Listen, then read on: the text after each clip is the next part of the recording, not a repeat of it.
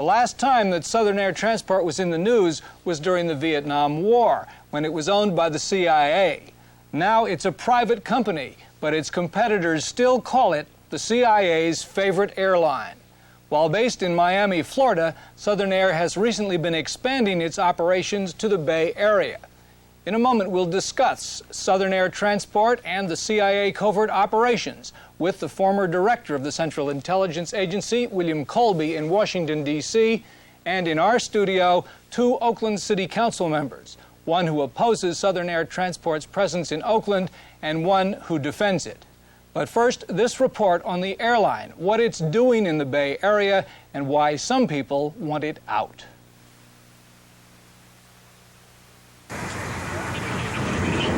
October 4th, 1986, Kelly Air Force Base, Texas. A large civilian cargo plane carrying explosives for the military crashes during takeoff. The pilot and his two-man crew are killed. The plane belongs to Southern Air Transport, a company once owned by the CIA.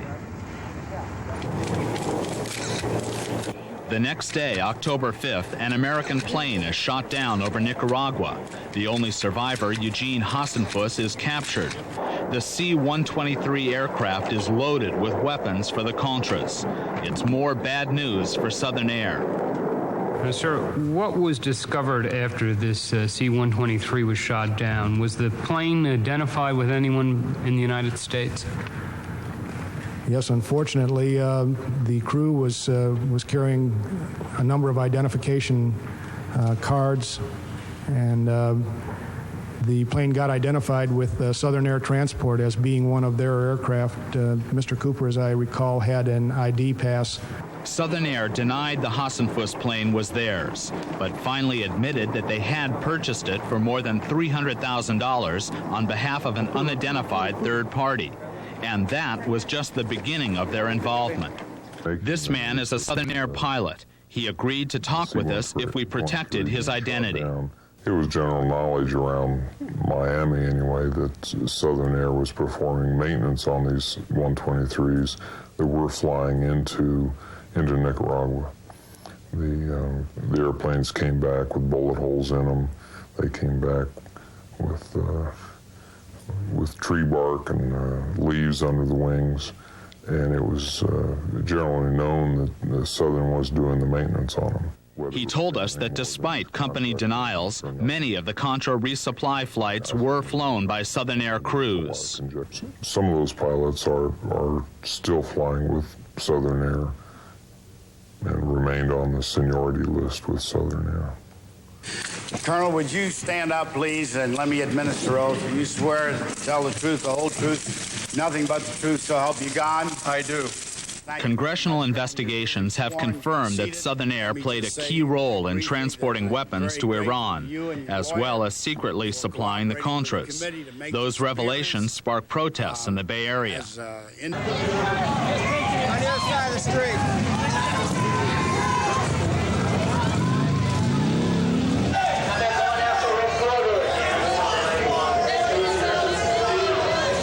Demonstrators and Bay Area Congressman Pete Stark are calling for Southern Air's eviction from the Oakland airport, where Southern operates its West Coast maintenance facility. The Oakland operation is the hub of Southern Air's growing business in Northern California. Just 3 years ago, the Miami-based company had only 9 employees. Today, 600 people work for Southern Air, 30 of them in Oakland, and company revenues total more than $100 million. Southern Air operates the largest fleet of civilian Hercules transport planes in the world. The Hercs, like this one landing at Travis Air Force Base north of San Francisco, are the key to Southern Air's new prosperity. Hauling cargo for the U.S. Navy and Air Force will earn Southern Air $44 million this year. Southern Air also uses these planes to transport supplies and ammunition for the military to U.S. bases in Panama and Honduras. Not all Southern Air's business comes from the military and Ollie North, but one of their civilian operations has alienated San Francisco airport officials. It all started when Southern leased Boeing 707s to Burlington Northern, which started an Air Express business. San Francisco Francisco refused to let the 707s land here, saying they were too noisy and violated a state of California mandate to reduce noise at the San Francisco airport. The FAA tells us if you continue to refuse landing rights to Burlington Northern and the Southern Air operation, we are going to withhold your federal grant money. In the last 2 years, the FAA has withheld more than $17 million in federal grant money, funds which would have been used for safety improvements and runway repair. The FAA administrator has unilaterally made a decision to withhold our money. We don't think that's fair or legal, that one person can make a decision to withhold $17 million from a public airport. Do you have any suspicions, thoughts about government connections still with Southern Air that might have allowed them to get quick access to the FAA? Well, it's crossed my mind, yes.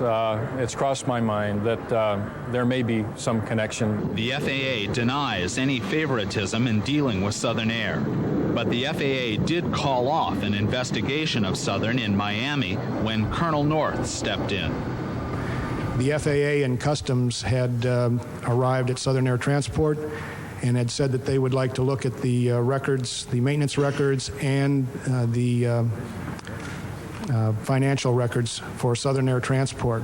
Mr. Langton called me and he said he didn't have any trouble passing that information to them. However, if they got into the accounting records, as they got into the account, they would come across other operations that Southern Air Transport had been supporting. This is what Mr. Langton told you? Yes, and that it may be that it would not be the desire of the people up here to have those operations exposed, and so possibly they should be made aware of that. What did you do? I called Colonel North, and I passed to him what Mr. Langton had said, and he said, call him back and tell him I will take care of it. The protest against Southern Air's presence in Oakland has centered on Hangar 8. This is Southern Air's facility at the Oakland airport. We arrived here this morning for a scheduled tour.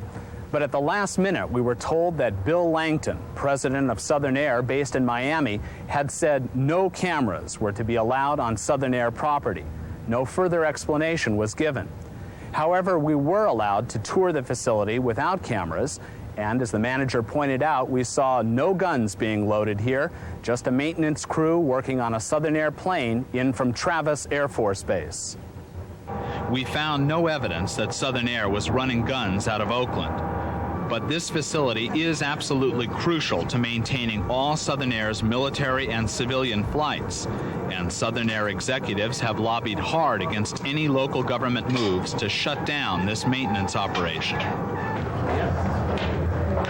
In May, just before a crucial city council vote, Southern Air Vice President Charles Carson, in town from Miami, held a private breakfast meeting at the Oakland Hilton with several city councilmen and an aide to Mayor Lionel Wilson. Producer Ellen O'Leary caught up with Mr. Carson in the lobby. I really have nothing further to say except I welcome your questions, okay? And we've got nothing to hide. We're a respectable airline, and we're very disturbed by the allegation. Mel Wax, spokesman for the Port of Oakland, which runs the airport, insisted that Southern Air had broken no laws and need not be ashamed of its CIA history. The CIA is on our side, after all. In theory, anyway. That's an American outfit. Councilman Wilson Riles, Jr., a strong opponent of aid to the Contras, was not convinced by the Southern Air representatives. They pushed very hard on the fact that they were providing so many jobs to our community, and because they were providing these jobs, then we ought to just leave them alone. Well, my response to that was, we've got a lot of drug dealers in Oakland that are also providing jobs for people and for our young people, and that's no justification for keeping those businesses here either. But when Riles asked the Oakland City Council to adopt a resolution calling for Southern Air's eviction from the airport, he lost on a 6-2 vote. Just before that vote was cast, Southern Air President Bill Langton showed up unannounced. Let me tell you what Southern Air Transport is not. We are not drug dealers, nor do we condone such activity. We are not arms merchants or gun runners. That we place place in our bid proposals. Curiously, the council did not probe Southern Air's business ties to South Africa, even though Oakland has one of the strongest South Africa divestment laws in the country. Southern Air leased 3 of its first Hercules transport planes from SAF Air, a South African freight company partly owned by the South African government. The aircraft are still owned by South Africa. They're flown basically in the United States now on the military contracts and occasionally on the Japan Airlines contracts. For some people, there's the impression that they're no longer owned by South Africa. That impression is simply because they changed the numbers on the aircraft and the letter designation to a Southern Air designation rather than a South African designation. The deal to lease the planes was made through Globe Air, a front company in New Jersey. Southern Air has played a strange and controversial role in Southern Africa. In Angola, Southern Air flew hundreds of flights for the Marxist Angolan government. We have learned that Southern Air was also flying supplies to anti-government rebels in Angola. It was kind of an unusual thing that Southern was working for the Angolan government, the Marxist government, and at the same time apparently had some flights for the rebels for UNITA.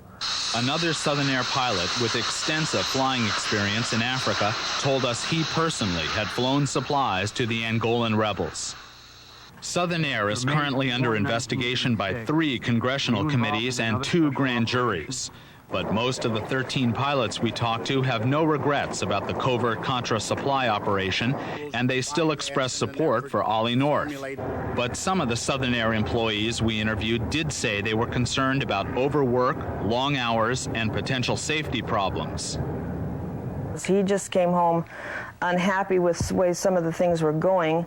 In fact, it was just about a month before the accident that he said that they were going to kill somebody. Mrs. Reber's husband, Charlie, was Southern Air's chief flight engineer on the West Coast.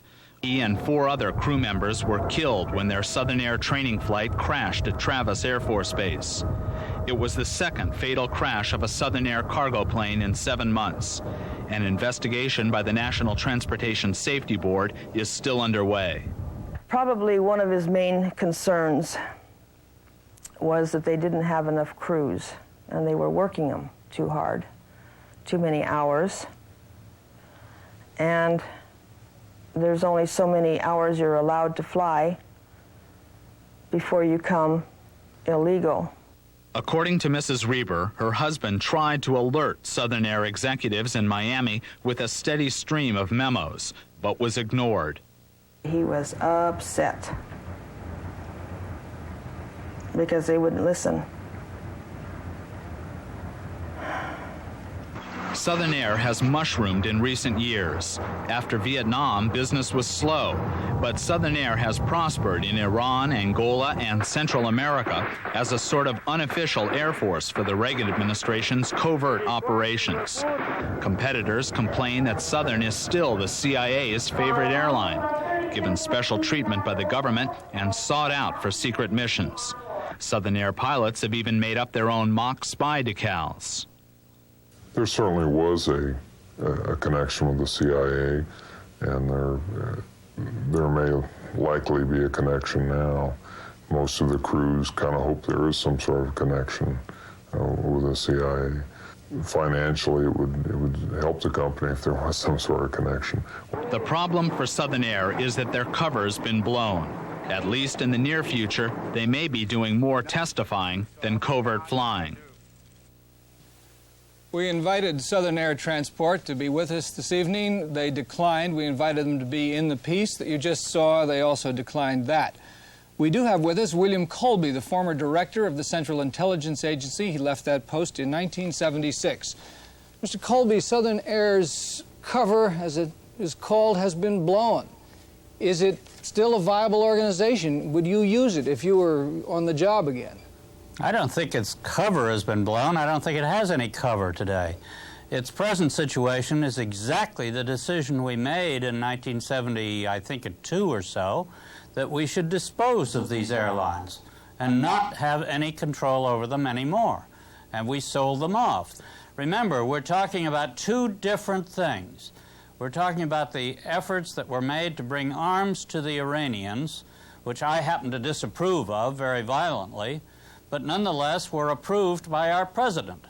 And our president suggested that we go out and get these arms to the Iranians, and the people that were doing it, not CIA, or CIA only incidentally, the people who were doing it tried to use their own ways and then turned to CIA to help them, and CIA reached out for Southern Air Transport to help on the transport as an independent organization which was selling air services. Now, on the subject of the aid to the Contras, there's quite the contrary. The CIA had nothing to do with the Southern Air Transport involvement in that operation. How do you know that? By the testimony.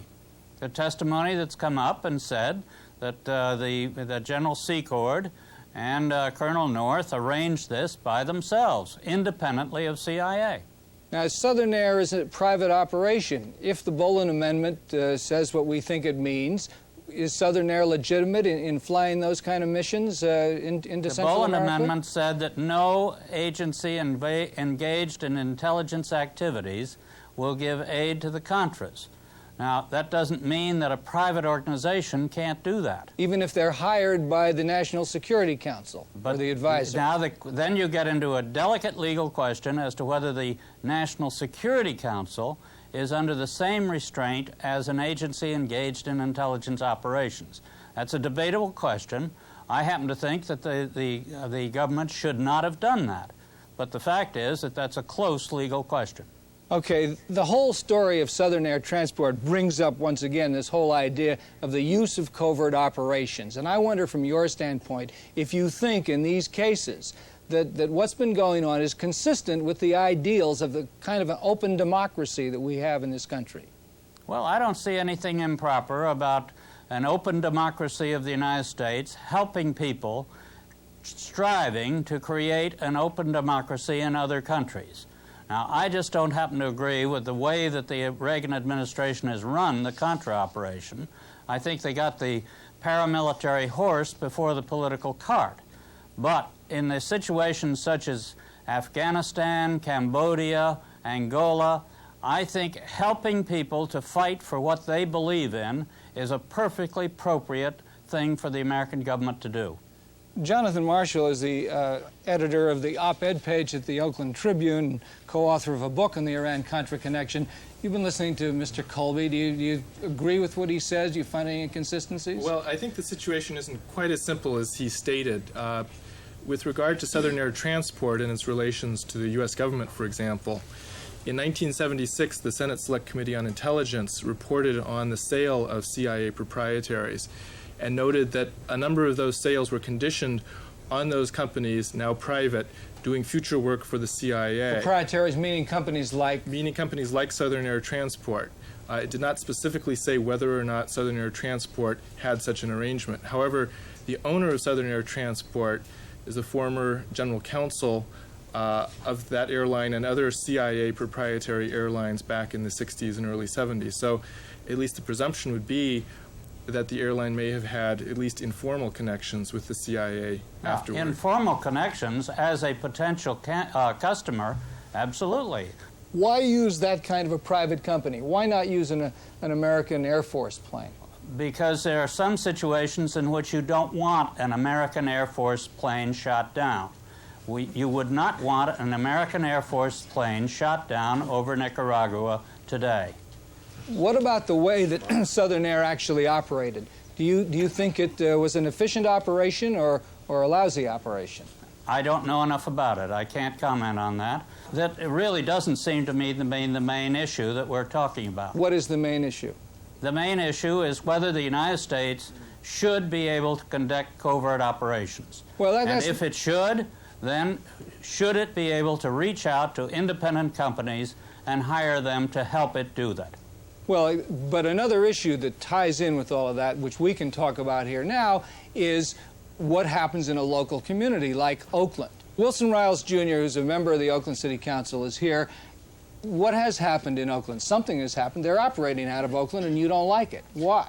They're operating out of Oakland, and I don't like it for the same reason that I don't like Oakland to be involved with companies that are doing business in South Africa. Besides doing business with South Africa, Southern Air Transport is also, and has been in the past, involved in illegal operations. It's not just a question as to whether it's a covert operation or not, but we're talking about a covert operation which was involved in lying to the United States Congress about what they were doing to avoid United States law.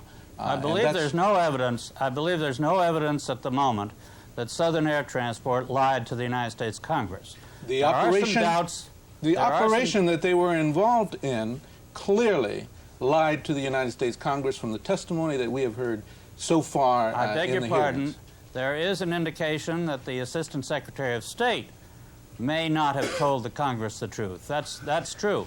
There's no indication that Southern Air Transport told any lies. Okay, Leo Bizzell is another Oakland City Councilman, and you've been defending the right of Southern Air Transport to operate out of Oakland. What do you say to Councilman Riles' allegations? I am not defending their right to operate out of, this whole issue is something that is of absolute no concern to the City Council. The issue was brought to us and placed on the table that we should suspend this organization in some way from operating out of our airport. Without proof of the allegations, we have chosen not to do that. Assume that there are some illegalities, just hypothetically, that all the things that Wilson Riles says are true. Yes. Do you have a right at that point to kick them out or to make life tough for them? Sure. I think that if the allegations had been brought to us that they were involved in doing business in South Africa, that issue was not brought to us. I'm hearing it for the first time. At the time that the measure was put on the floor before us, there was no mention of South Africa. We have a clear policy in our city against doing business with organizations that are engaged in business in South Africa. Southern Air Transport has a long history, and clearly, as you indicated, it starts back in the Vietnam era with their involvement with the CIA. The CIA at that time involved in doing not only arms running, but also drug smuggling. I beg your pardon. I deny that absolutely, and I have you've denied it before. And I have a congressional. I have a congressional investigation to support me. This is my point: is that this can go on and on in terms of allegations made back and forth for every little allegation that somebody makes. We, as a city council, are not equipped to deal with this. There are 3 congressional committees, 2 grand juries that are investigating Southern Air. Until we get something definitive from some official organ of the United States government, we are not going to debate this issue locally. We have to understand what we are talking about here. We are talking about CIA. We are talking about a secretive organization. We're talking about a private company that works for them, where a majority of their funds come from them. We're talking about connections within the Justice Department, and we're talking about investigations that have been halted of them because of their involvement with the CIA. All of these are legitimate organs of the United States government, are governed by the laws made by the Congress of the United States, and if any laws have been violated, I'm sure that the Congress will determine that. What I'm saying is that I'm more concerned about what is happening in East Oakland than I am about what is happening in Washington, D.C. The CIA is obviously involved. Recent stories seem to indicate that the administration is now rallying behind the view that former CIA Director Casey was the orchestrator of this effort by Poindexter and North and the other officials of the federal government to subvert at least the intent, if not the absolute letter of the Boland Amendment by shipping arms to the Contras in Nicaragua. I think even Mr. Bazil is aware of that fact. And the question is, and I don't necessarily go for it, but what does that have to do with us making policy about Southern Air? Let's get back to the national issue. If you want to get to Ronald Reagan's policies, we'll talk about it, and I'll probably agree with you on most of the things you're talking about. Let's talk about some of those policies in the few minutes we have left. Mr. Colby, the name of William Casey was brought up. How much involvement do you think Mr. Casey had with Oliver North in the kind of things we've been talking about this evening? Well, obviously, Mr. Casey had a lot of contact with Mr. Colonel North. I think on the question of shipping arms to the Iranians, he was heavily involved. In fact, there was a presidential finding that justified what he was doing. Now, with respect to the operations for the Contras, the skimming off of the funds and the passing of the money to the Contras, there was no finding of that. I think you will find that CIA had a very marginal contact with that, for one reason, because CIA was barred by the Boland Amendment from being involved with the Contras. If you want my opinion, frankly, if you're going to run a delicate, difficult, clandestine operation, you better use some professionals, not a bunch of zealot amateurs.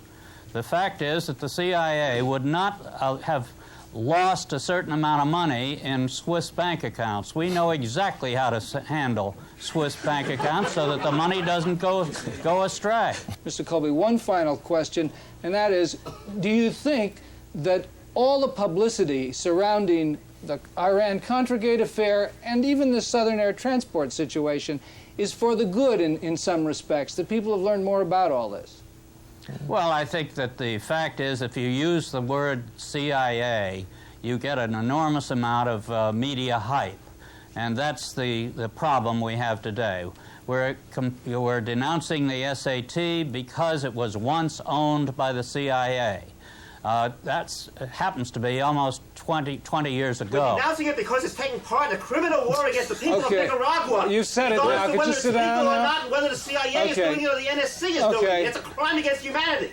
10,000 people killed by these mercenaries paid by the United States. There goes your credit. A little bit of prognostication before we totally end this. What's going to happen with SAT, Southern Air Transport in Oakland? Is it a dead issue or is it going to come back? I think that there will be continued demonstrations. I think it will have to come back to the council at some point because of that. We'll have to deal with that question. I think more information will come out in the hearings, which will force us Leo?